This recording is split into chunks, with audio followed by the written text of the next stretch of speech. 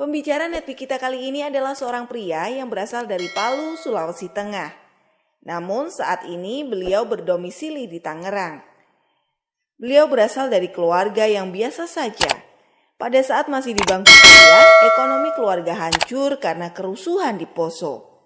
Keadaan inilah yang menjadi titik balik kemandirian beliau untuk berjuang demi kehidupan yang lebih baik, mandiri, dan sukses. Walaupun sempat negatif dan menolak, beliau bersyukur bisa mengenal bisnis Tiens dan akhirnya bergabung. Berjuang keras dan pantang menyerah, akhirnya melalui bisnis Tiens kehidupan beliau bisa berubah. Beliau telah mendapatkan semua reward Tiens mulai dari luxury car, yacht, dan villa, serta jalan-jalan ke luar negeri di puluhan negara. Impian terbesar beliau yang ingin dicapai adalah memberikan manfaat sebanyak-banyaknya bagi masyarakat. Bagaimana proses perjalanan beliau menjalankan bisnis Tiens? Mari kita belajar dari Nur Sam. Rekan-rekan semua yang di seluruh Indonesia, saya akan mengawali materi saya malam hari ini dengan sebuah cerita ya. Ada sebuah pohon ya, ini pohon impian. Seperti itu ya. Jadi gambarannya bahwa di pohon ini itu ada buah ya, buah di mana buah ini adalah impian semua orang yang naikin haji orang tua, beli rumah, beli mobil, secara sosial membantu orang lain, bangun panti asuhan. Nah jadi intinya di pohon ini siapa yang bisa memanjat sampai di atas ya, dia bisa mencapai impiannya. Oke. Nah berlomba-lombalah orang untuk manjat pohon ini untuk mencapai impiannya. Nah ternyata manjat pohon ini nggak gampang. Nah, dari ratusan orang mencoba, ribuan orang mencoba, sampai puluhan ribu orang mencoba untuk manjat pohon ini, nggak ada yang bisa manjat, nggak ada yang bisa sampai dan mendapatkan impiannya di pohon ini gitu ya. Semuanya jatuh gitu ya. Ada yang udah manjat sampai di tengah, jatuh. Ada yang sudah hampir sampai dapat impiannya, jatuh lagi. Nah, seperti itu. Jadi nggak ada yang bisa manjat sampai di atas pohon dan mengambil buah impiannya gitu kan. Nah setelah sekian lama, dari ratusan orang, ribuan orang, mungkin puluhan ribu orang, akhirnya ada satu orang yang bisa mendapatkan sampai di atas pohon dan mengambil impiannya, ya, memetik buahnya gitu kan. Nah, kemudian nyusul ada satu dua orang.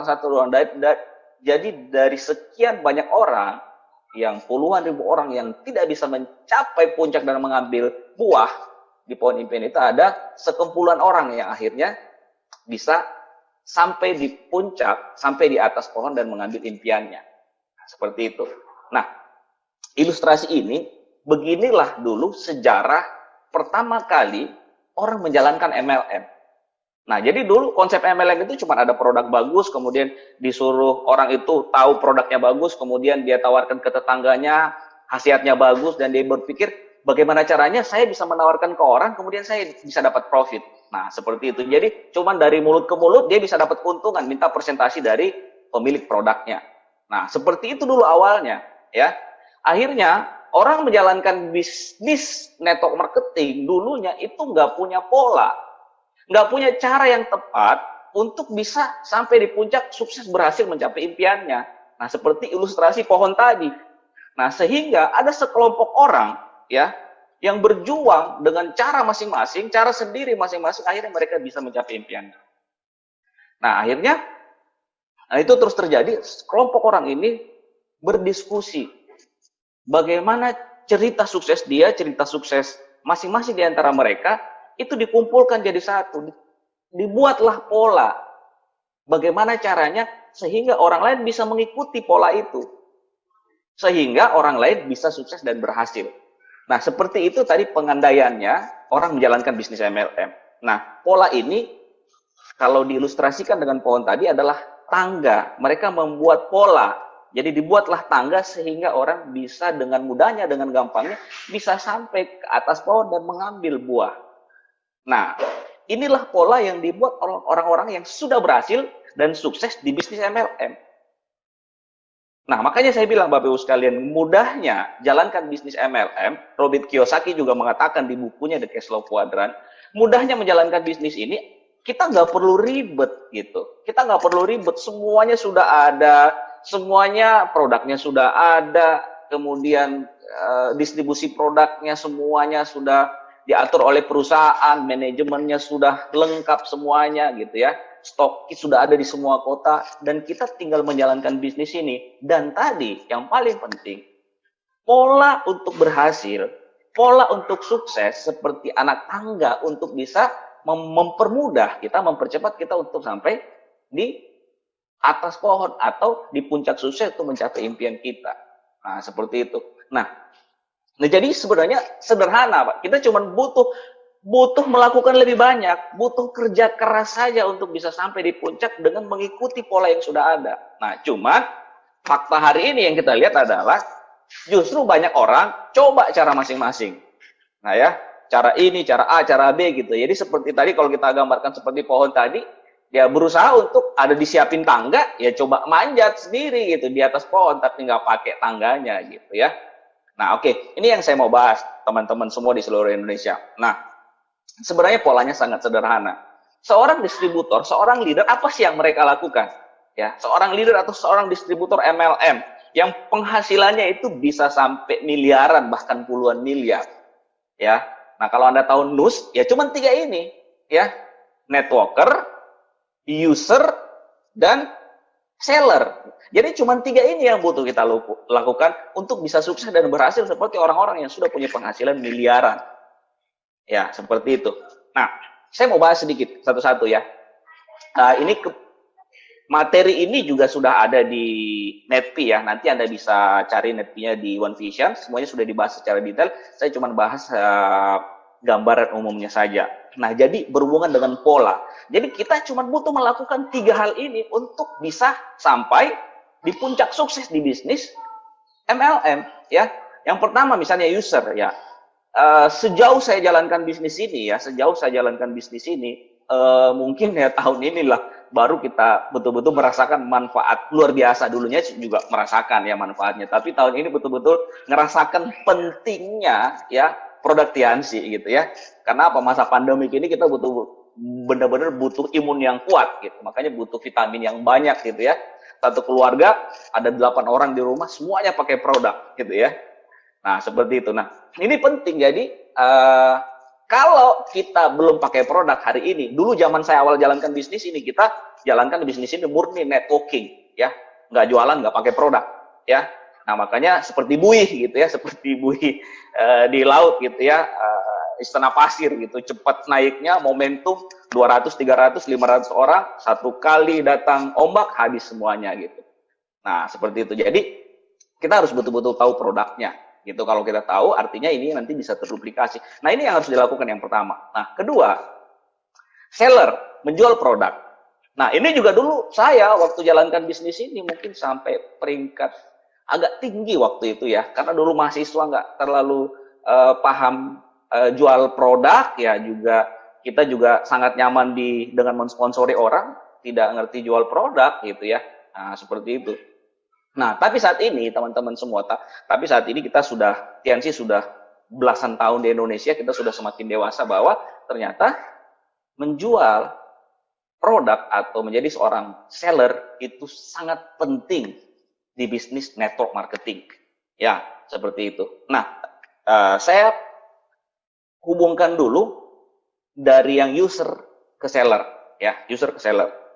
Gini. Beberapa bulan ini penjualan pribadi saya sangat banyak dari offline ya, dari orang-orang yang saya kenal ya, dari yang saya kenal. Kenapa bisa sangat banyak? Karena saya pakai produk. Nah, saya pakai produk, orang-orang tuh pada lihat gitu, orang-orang pada lihat, pada tahu kok Pak Nursam olahraganya kuat gitu ya, wajahnya cerah gitu ya, pakai produk apa. Nah, dengan kita pakai produk, pakai user, kita bisa cerita dengan orang lain ya, ke tetangga kita, ke lingkungan sering kita bergaul di grup-grup WA gitu ya, komunitas istri saya, komunitas saya. Akhirnya produk kita laku keras gitu. Nah, apalagi Mooncort di masa pandemik ini, Mooncort, spirulina, zinc itu sangat cepat sekali lakunya. Omset penjualan pribadi bisa sangat banyak. Nah, oke. Nah, jadi kemampuan menjual juga butuh gitu ya, penting sekali. Nah, teman-teman semua, cuman ini perlu kita pahami ya. Konsep sebenarnya di network marketing saya lihat apa sih yang dilakukan Pak Luis, apa sih yang dilakukan Pak Agus Trilaksono, Pak Naga Sugara, terus Pak Agus Trilaksono, Pak Rudi M Nur ya. Kita coba lihat kita amati apa sih yang mereka lakukan gitu. Mereka jual produknya seperti apa? Saya yakin mereka juga jual produk ya, seperti kita jual produk ya. Tapi seperti apa cara mereka menjual produk? Nah, konsep di network marketing, kita bukan seorang sales. Jadi kita bukan seller saja gitu, atau bukan seorang dropship atau apalah yang sekarang umum banyak kita dengar di dunia online ya, di dunia online.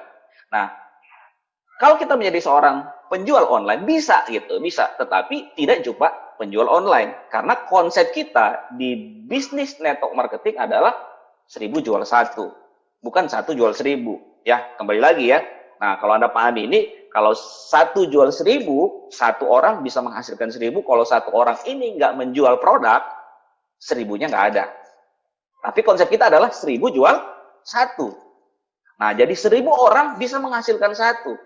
Luar biasanya adalah, ya bagusnya adalah, bedanya adalah, kalau 1000 orang yang nggak menjual, misalnya sakit 10 orang, atau lagi pulang kampung 10 orang, 10 orang lagi nikahan, ya kan, 10 orang lagi sakit, masih ada 990 orang. Omsetnya ekuivalen sama aja, kurang lebih sekitar 1000 penjualannya gitu. Jadi nggak terlalu berpengaruh, gitu ya, nggak terlalu pengaruh. Nah, jadi itu beda yang sangat jelas gitu kan, yang sangat jelas. Nah, sekarang bagaimana Pak? Kalau saya fokus saja di jual produk, ini kan berhubungan yang sangat teknis sekali ya. Nanti ini Anda bisa konsultasikan lagi kepada upline leader Anda. Ini saya berbicara pengalaman saya dengan apa yang saya sudah jalankan bisnis ini kurang lebih belasan tahun. Nah, jadi saya lihat apa yang dilakukan leader-leader besar, kita tidak menjual produk saja. Nah, kenapa sistem mengharapkan atau mengharuskan kita menjual produk tetapi nggak terlalu banyak? Ya, 1000 jual 1 aja. Kenapa nggak 1000 jual 1000 gitu?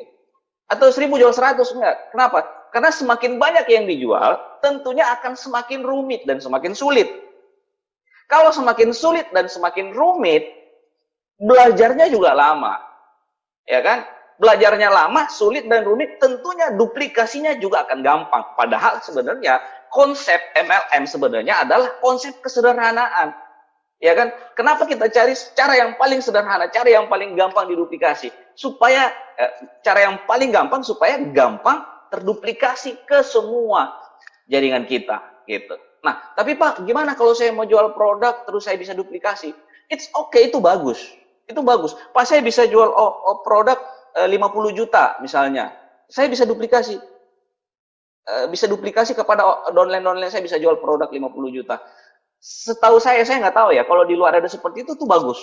Tetapi kembali lagi, kekuatan networknya akan berkurang karena duplikasinya akan lambat gitu ya, akan lambat. Jadi idealnya adalah ya tadi 1000 jual 1. Kita kalau saya bilang sih minimal kita bisa punya kemampuan menjual produk 3 juta, itu sudah menurut saya itu sudah oke gitu.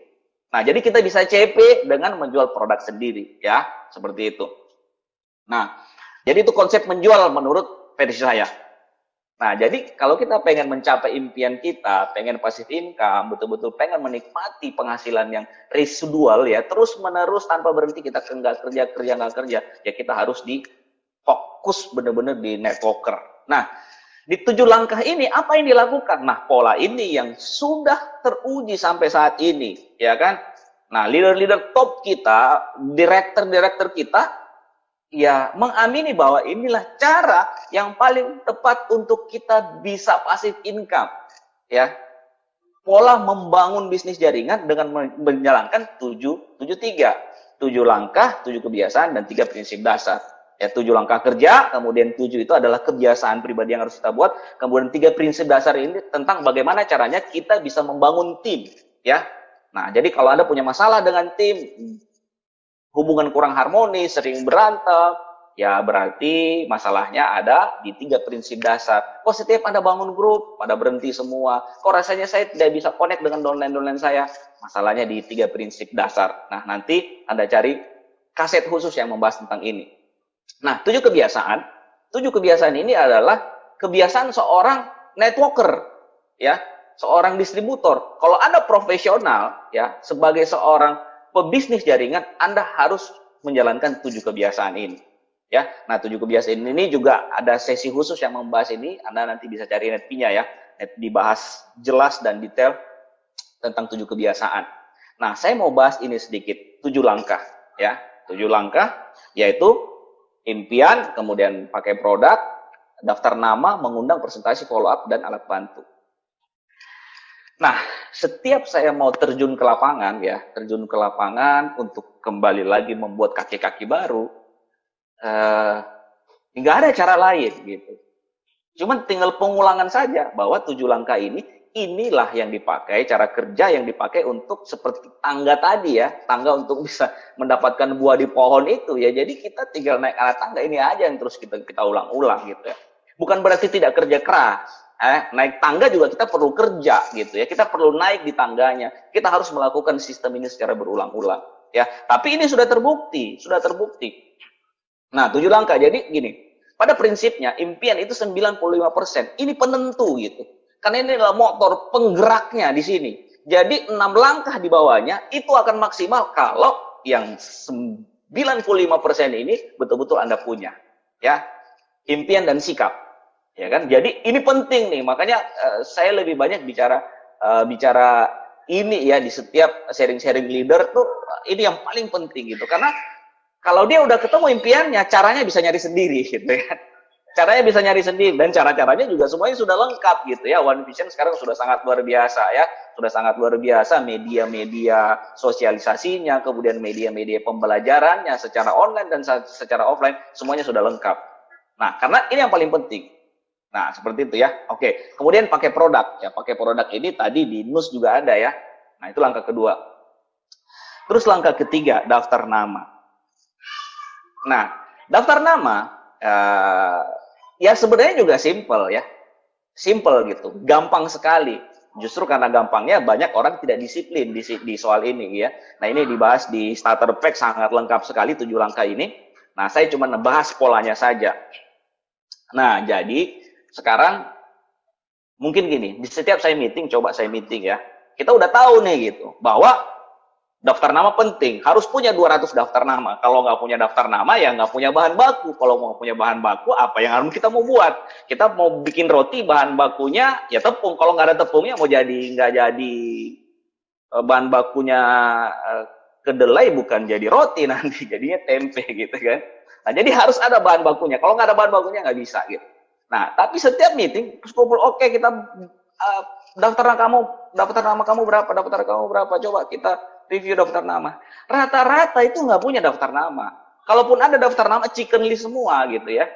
Ya, chicken list atau mungkin daftar nama yang udah dari 3 tahun yang lalu dibawa lagi gitu. Ya kan? Nah, sebenarnya daftar nama ini kan bisa optimal ada, atau kita misalnya sudah kehabisan daftar nama, atau bisa dengan cara prospecting. Nah, semua sudah ada sesi kaset yang membahas khusus tentang ini. Nah, tapi jadi ini harus optimal nih daftar nama, karena daftar nama nggak ada alasan untuk nggak optimal, harus optimal karena ini bahan baku. Oke, kita masuk ke langkah selanjutnya, mengundang, ya kan? Mengundang juga ada caranya. Nah, saya cuma bahas di ini. Kenapa? Kalau ditanya, Pak, saya sudah sekali mengundang orang, gitu. Saya sudah mengundang orang, nggak ada yang datang. Di setiap home meeting gagal, kita sudah adakan home meeting. Tapi yang hadir 1 orang, yang hadir 2 orang. Kenapa nggak pernah maksimal? Pertanyaan saya kira-kira, kenapa? Pertanyaan saya dan pertanyaan Anda juga mungkin, Pak, kenapa mengundang itu susah sekali? Sebenarnya mengundang nggak susah. Mengundang itu gampang sekali. Permasalahannya, kenapa Anda nggak bisa mengundang? Permasalahannya ada di langkah sebelumnya, di langkah daftar nama.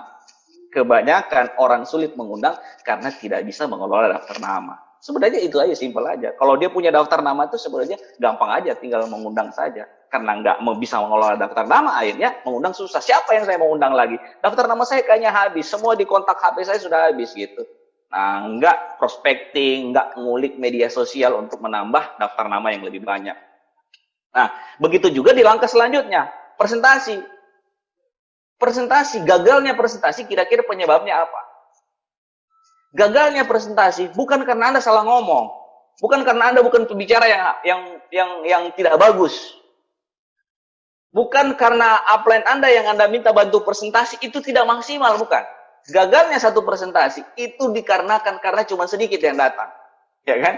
Nah, kembali lagi gagalnya presentasi itu karena disebabkan oleh tidak optimalnya langkah sebelumnya. Nah, sebenarnya gini aja polanya 7 langkah ini gitu, 7 langkah ini. Jadi presentasi tidak maksimal karena langkah sebelumnya tidak maksimal. Begitu juga follow up, ya. Follow up.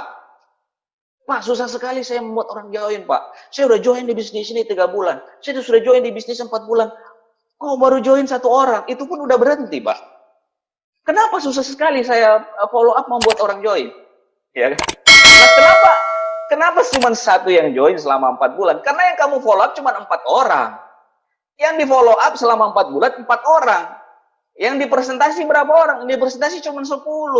Gitu kan? Nah, kembali lagi ya, di materinya pas banget nih angka sebelumnya tadi ya, di materi sebelumnya yang dibawa Pak Ahui, bahwa sebenarnya masalahnya adalah hukum angka. Follow up tidak akan optimal kalau Anda tidak presentasi banyak orang. Ya kan? Akhirnya 1 orang yang Anda presentasi yang Anda harapkan cuman ini satu-satunya harapan saya bisa berkembang di bisnis ini. Semoga dia join. Ya kan? Semoga dia bergabung. Kamulah harapan saya bisa menjadi leader saya nantinya gitu. Akhirnya join. Join cuma pakai produk. Itu pun seminggu udah hilang. Susah jadinya gitu. Follow up jadi susah karena presentasinya nggak maksimal. Ya, nah gitu. Nah, makanya kembali, yang paling penting tadi kemana? Yang paling penting, yang paling utama yang harus dilakukan adalah, yang harus betul-betul kita punya adalah nomor 1. Ya, nomor 1, yaitu impian dan sikap. Nah, jadi impian ini benar-benar luar biasa. Nah, saya sampai hari ini bisa sampai di titik ini, memang saya nggak tahu, beberapa kali ketemu banyak magic moment ya. Magic moment itu karena memang kembali diingatkan sama 95%. Ya, impian saya apa, bagaimana caranya bersikap positif terhadap diri sendiri, terhadap pencapaian, bersikap positif terhadap kegagalan, gagal mengejar goals, kemudian mengejar lagi. Nah, karena 95% ini.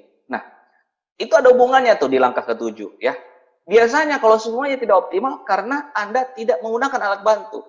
Karena alat bantu ini yang biasanya akan mendukung Anda untuk menemukan kembali, untuk mengingat kembali apa impian Anda. Ya, alat bantu seperti apa? Biasanya banyakkan, saya pun banyak ketemu magic moment di mana? Ketemu magic moment saya di pertemuan dulu kayak Vision Seminar tuh.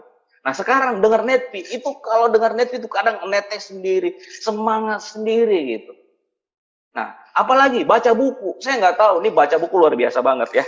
Banyak buku yang betul-betul direkomendasikan, buku-buku motivasi, saya nggak tahu kenapa. Ada beberapa buku yang kalau dibaca itu ya, kayak tadi bukunya Pak Ahui itu ya, yang direkomendasikan Pak Ahui tadi itu luar biasa banget. Itu tuh membuka mata, itu seperti kita lahir kembali.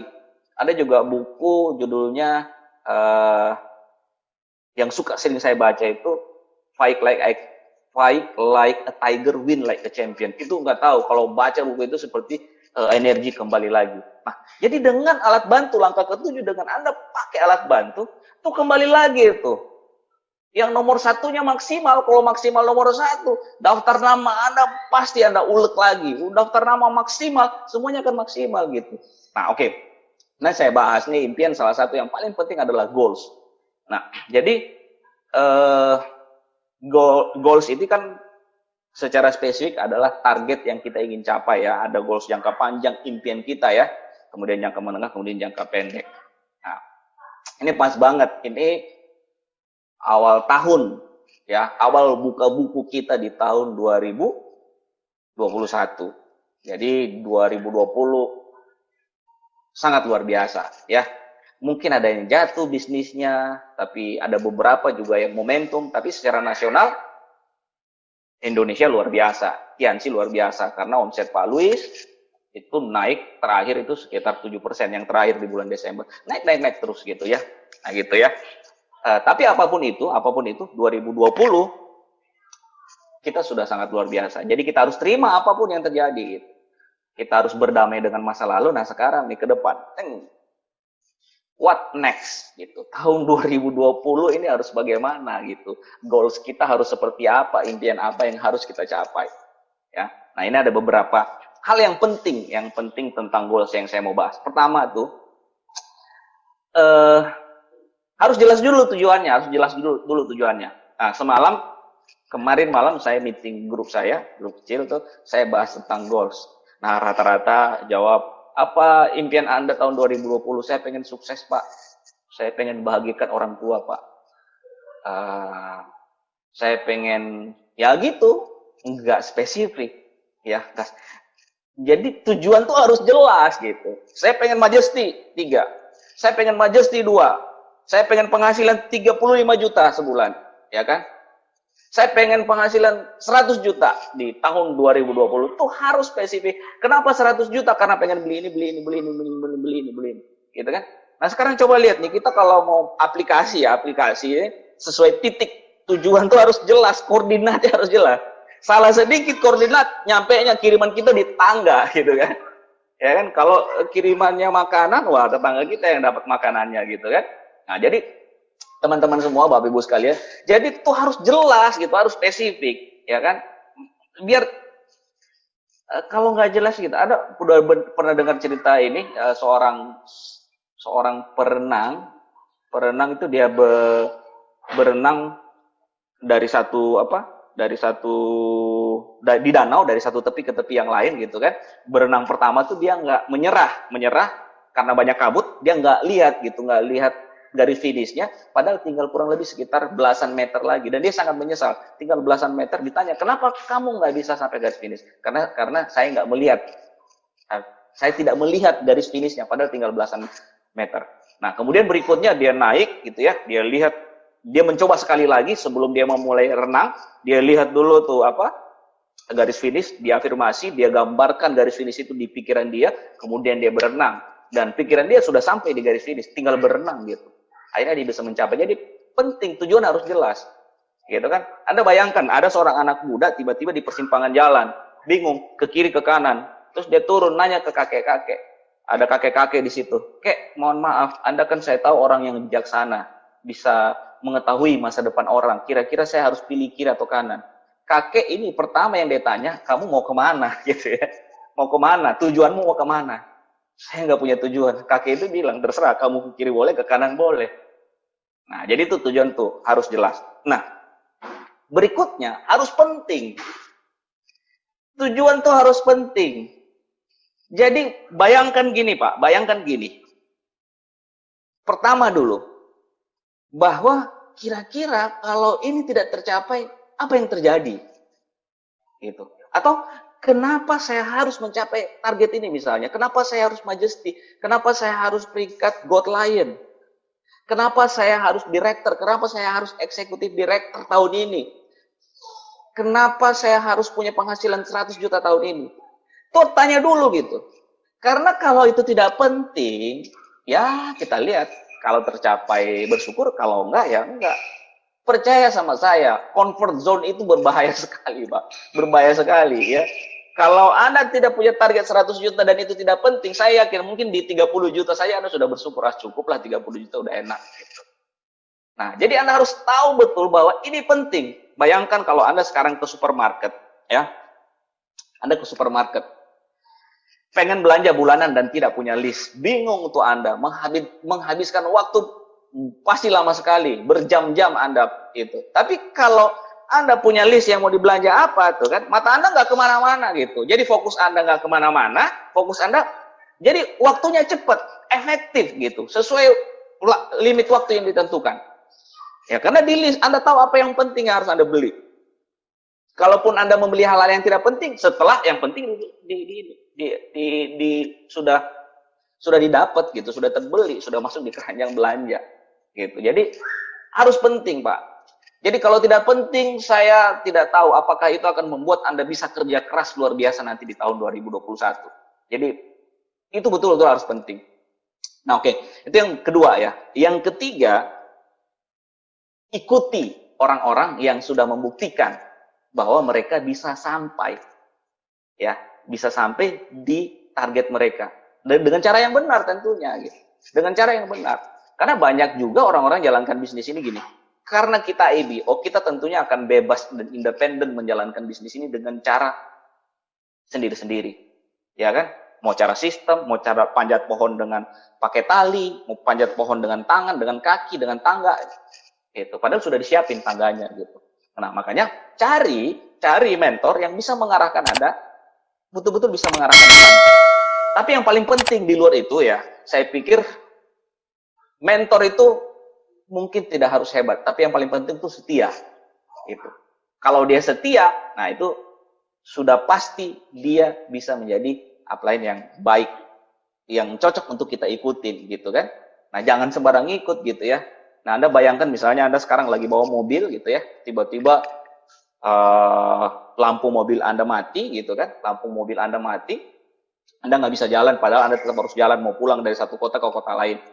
Tiba-tiba ada mobil lewat, wah nih bagus nih, saya bisa ngikutin dia nih, ngikutin dia dari belakang karena ada lampunya, jadi Anda bisa ngikutin. Anda belum tahu tujuan orang ini mau kemana. Ikut aja terus. Tiba-tiba, tuk dia berbunyi tabrakan. Pok, Anda tabrak misalnya belakang mobil dia. Terus dia turun. Kenapa Anda tabrak mobil saya? Oh maaf. Saya tadi mati lampu karena saya ngikutin Anda. Saya mati lampu mobil saya mati karena saya ngikutin. Lah kenapa nggak Anda ngikutin saya? Saya kan belum tentu tujuan kita sama. Ya saya pikir kita punya tujuan yang sama. Anda tahu nggak? Ini saya udah di depan garasi rumah saya. Salah alamat jadinya, salah arah. Kenapa? Cuman ngikut doang gitu. Ngikut orang yang salah, jadi ngikut orang yang tepat. Nah seperti itu. Nah jadi cari mentor yang tepat. Yang mentor yang tepat seperti apa? Yang setia, yang mengarahkan Anda untuk menjalankan bisnis ini sesuai dengan sistem. Dan tentunya di jalurnya juga sudah terbukti gitu ya, sudah terbukti punya bisnis bagus, loyalitasnya juga terpercaya gitu ya. Nah kemudian terakhir, tentukan deadline-nya 1 tahun. Ini penting sekali nih deadline waktu gitu, karena saya nggak tahu bisnis ini cepat sekali ya, cepat sekali. Banyak sekali saya lihat anak-anak muda yang sekarang ini umurnya masih belasan tahun, bahkan masih belasan tahun penghasilannya sudah puluhan juta. Masih 20 tahun, 20 belum 10, 30 tahun penghasilannya sudah ratusan juta. Perantara bisnis ini sangat cepat sekali. Jadi, sukses yang paling tinggi kadang membuat kita terlena karena kita tidak punya deadline waktu. Ya kan? Harus ada deadline waktu, misalnya 40 tahun saya udah harus pensiun di bisnis ini. Ya, 40 tahun, umur 40 tahun saya sudah harus passive income. Saya sudah harus dedikasikan waktu saya, usia saya untuk bermanfaat buat orang banyak. Ya gitu ya. Misalnya gitu. 1 tahun, deadline kita 2021, apa yang harus saya capai? Ini pokoknya harus tercapai, nggak mau tahu. Pokoknya peluit terakhir ini akan detik terakhir tanggal 25 Desember tahun 2021, saya sudah harus got line, saya sudah harus bintang 8, saya sudah harus majesty, penghasilan saya sudah harus seperti ini, saya harus. Nah, seperti itu. Komitmen. Nah, ini akan membuat adrenalin Anda dan memacu Anda untuk mengeluarkan kemampuan terbaik Anda. Karena kalau nggak ada limit waktu, ya kita santai gitu. Mungkin ya kita bekerja seadanya, tapi kalau ada deadline waktu gitu ya, deadline waktu, wah, jadi adrenalin terpacu, kemampuan terbaik pasti akan kita keluarkan, ya. Nah, semua gitu. Coba Anda lihat, setiap lomba misalnya ya, pertandingan, main pingpong, ada babak pertama, babak kedua, nilainya berapa, waktunya ada, ya kan? Nah, kemudian terakhir, Bapak Ibu semua di seluruh Indonesia ini mengingatkan kita bahwa ada waktu, batas waktu. Nah, limit waktu, dedikasi kita, kerja keras kita dengan tujuan yang jelas yang kita ingin capai akan mengeluarkan kemampuan kita terbaik. Dan jangan pernah menyerah selagi waktu itu belum habis gitu ya.